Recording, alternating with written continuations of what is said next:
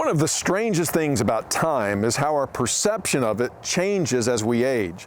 When I was a kid, a year seemed to pass like an eternity, but now the years pass like the mile markers on the interstate. I can hardly believe we're already nearing the end of another year. It's no wonder the Apostle Paul urges us to look carefully then how you walk, not as unwise, but as wise, making the best use of the time. Because, he says, the days are evil.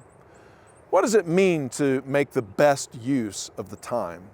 Well, the answer to that question is, of course, going to look a little different for each of us because of our particular stage of life or personal responsibilities. But as Christians, we're all called to be aware of two important realities. First, we need to acknowledge that there are both wise and foolish ways of spending our time.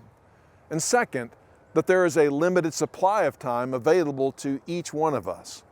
This means we need to ask ourselves if we're prioritizing what matters most in our schedules. Are we devoting time to growing closer to God through prayer, worship, and meditation on His Word? Are we building our relationships with people, our families, our fellow Christians, friends, and our neighbors? While we all have responsibilities to do our jobs, and we also need downtime to rest, we need to avoid becoming either workaholics who foolishly spend our precious time just growing our personal empire while neglecting our souls and the lives of people who matter the most.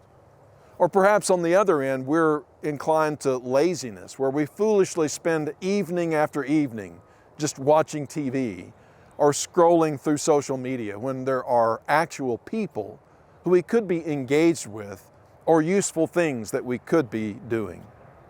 You know, before setting goals for 2024, maybe we ought to take some time over the next couple of weeks to look back and review 2023. Ask yourself if you have been wasting time, which is the same thing as asking if you are wasting your life. Because if we're spending our time on meaningless things, things that neither strengthen your character nor strengthen the ties that bind you to the souls of others, then we are literally wasting our lives.